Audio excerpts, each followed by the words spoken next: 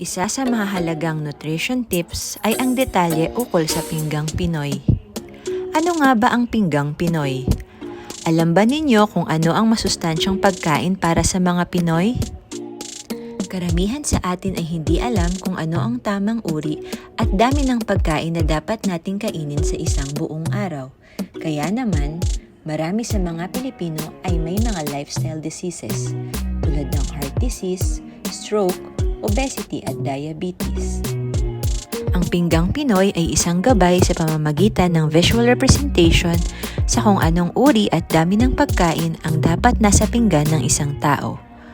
Bawat age group tulad ng mga bata, dalaga at binata, buntis at matatanda ay may kanya-kanyang pangangailangan sa nutrisyon.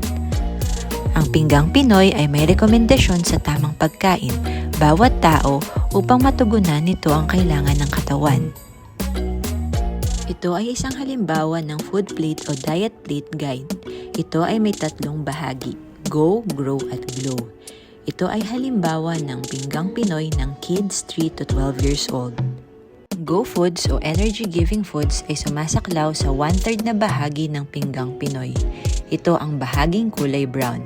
Ang mga pagkain na kabilang dito ay mga carbohydrate-rich foods na nagbibigay ng enerhiya para sa tamang pag-function ng katawan at para sa physical activities. Glow Foods, body-regulating foods, ang pinakamalaking bahagi ng pinggang Pinoy o diet guide. Ito ay nahati sa dalawang bahagi, ang Glow Vegetables at Glow Fruits.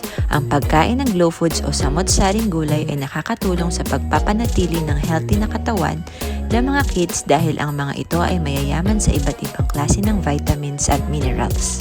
Raw foods o bodybuilding foods naman ay ang matatagpuan sa ikataas na kaliwang bahagi ng nutrition plate ng pinggang Pinoy. Ito ay mga pagkaing mayayaman sa protina at nakakatulong magpalakas ng buto, ngipin at muscles. Nakakatulong din ito sa brain o mental development. Marami kayong natutunan sa ating video. Para masigurado na healthy at happy ang ating mga kids, bigyan natin sila ng healthy at balanced diet gamit ang Pinggang Pinoy Guide at hikayatin natin silang maging aktibo. Maraming salamat po!